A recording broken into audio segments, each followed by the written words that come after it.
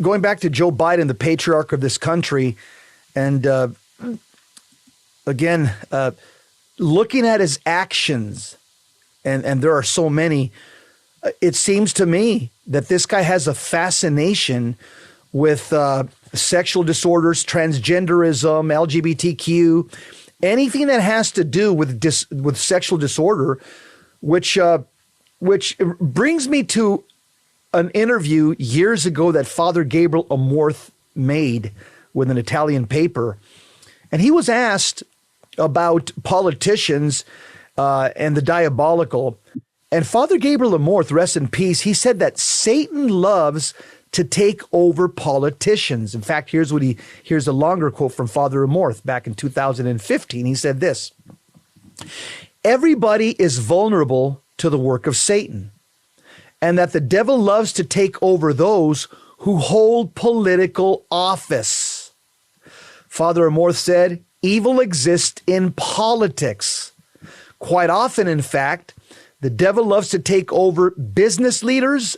Can you think of Bill Gates, George Soros, Zuckerbucks, and those who hold political office. And then he went on to get specific. Hitler and Stalin were possessed. How do I know? Because they killed millions of people. The gospel says, by their fruits, you will know them. So what I'm just saying here, just making an observation, is that somebody like Joe Biden would be a prime target for Satan to go after. Why? Because of the incredible power that he wields. So it wouldn't be a stretch for somebody to say like, wow, this guy's actions in the last 50 years, always smelling young girls, sniffing their hair, hugging them, always trying to hold them. All the things that he's been involved in, all the, without getting into any detail, again, to me, it would seem like, wow, the devil has been targeting this man for 50 years. Why? Because if the devil could take somebody like Joe Biden and manipulate him, have some type of symbiotic relationship with him, well, the devil can maximize damage because you're talking about a powerful person. If the devil goes after a homeless person on the street, there's not much damage a homeless person on the streets of Venice, California can do as they're slamming heroin in an alley. There's not much damage they can do. But when the devil has a symbiotic relationship with somebody like Joe Biden, boy, oh boy, can they maximize damage. I mean, that's my interpretation of Father Amorth. What say you? Am I reading too much into Father Amorth? No, you're not. Father Amorth is making a very accurate observation. To go a little deeper, the themes of psychological compatibility, we talk about this all the time. In regard to diabolical relationship, we have the misconception that possession by the demon or association with the demon is always a contested thing. It's not. The majority of possessions are not contested. The only ones that come to the attention of the exorcist is when the person wants out of the relationship or wants free. Many entertainers, politicians, and others are in relationship with the diabolical for a purpose, and these are uncontested relationships. And I think that may be what you're looking at here. The demon is always looking for influencers. He's looking for influencers that influence other people and tell them that it's okay to sin, to affirm them in their sin, to not to necessarily instigate, but just to affirm them in their own fallen nature, in their own fallen disorder and depravity. And ultimately what happens is the people being governed choose these leaders which affirm their bad behavior. We don't want leaders. We don't want true leaders that lead us toward the good, that convict us, that make us change, that make us do things for the ultimate good. We want leaders who will pay us to do the bad thing, will affirm our bad behavior, will massage our fallen nature, and we in turn do the same to them. And so until it militates to absurdity, and we're there, we're seeing it, we're seeing absolutely absurd behavior. If you'll recall, and this is our problem, is we have selective memory. If you'll recall, Joe Biden disqualified himself from a presidential race years ago because of proven plagiarism and other misdeeds. So what happened to his conviction where he went on, gave a news conference and said that he was ineligible because of his past deeds, and now suddenly that's all forgotten and it's all right? I think that selective memory has to be brought up in the discussion as well.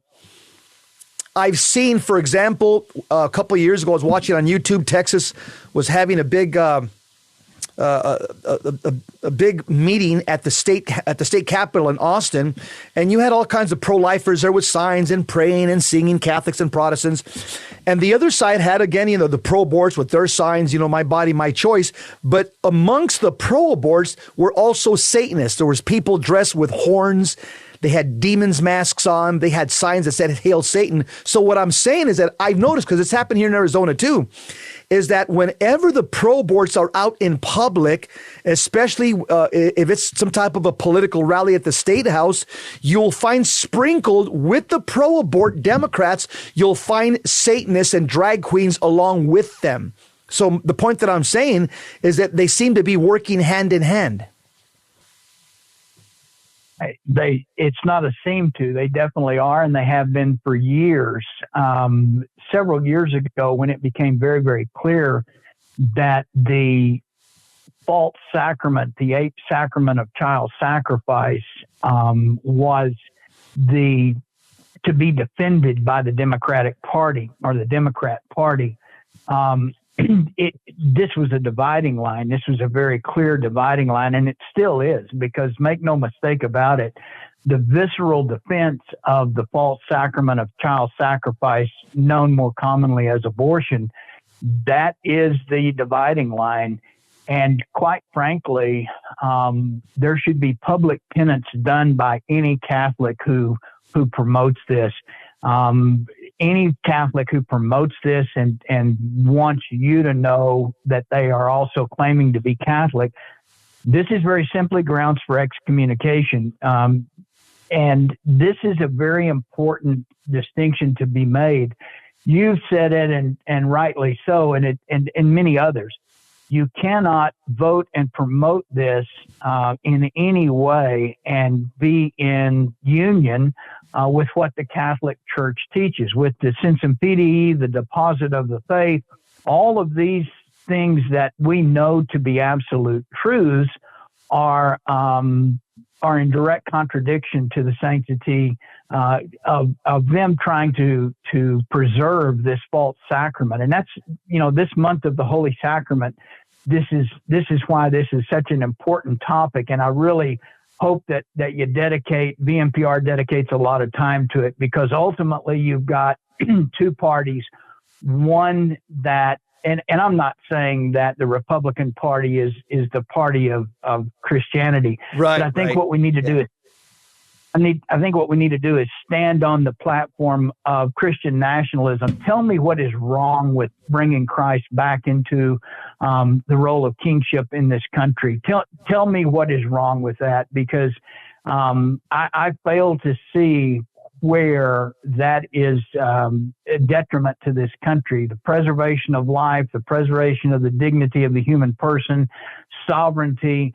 These are all concepts upon which this country was founded, whether people like to admit that or not. And we're at a point now where we've got to return to a point of sanity. And that's several years ago. That's a long ways back. And it is pre-Vatican II. It is pre-1960.